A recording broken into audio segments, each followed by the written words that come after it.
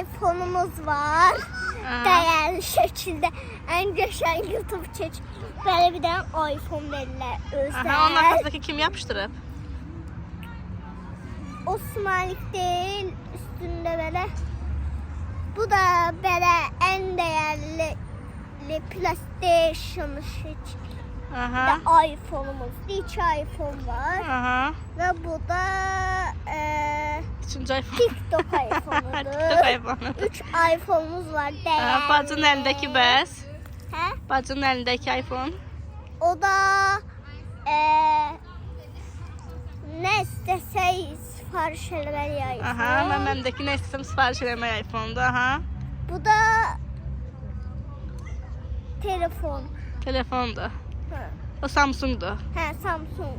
Aha. Samsung'dur. Ay, iPhone düşdü. Aha. Bu da Samsung'dur. Aha. Ekstra. Ama bu Samsung böyle ne istesen düzeltmeli. İçinde bütün her şey var. Aha. Aferin, içindekiler de bilirsin. Ha, yani bu iPhone'da bayağı içtiğiniz gibi. Aha. Ve 1, 2, 3, 4, 5.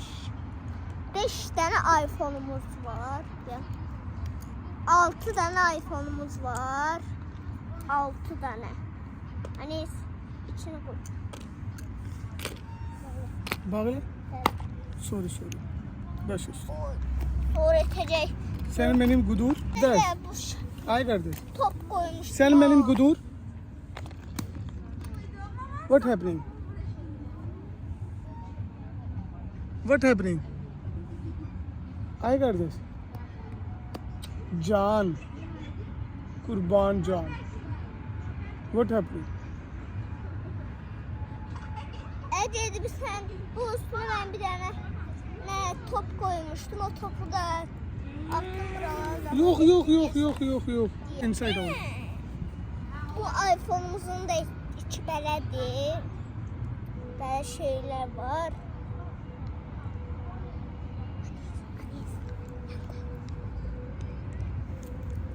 Belədir üstündə. Ve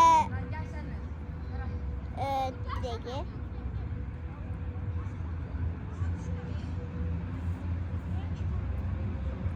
Bir dakikaya.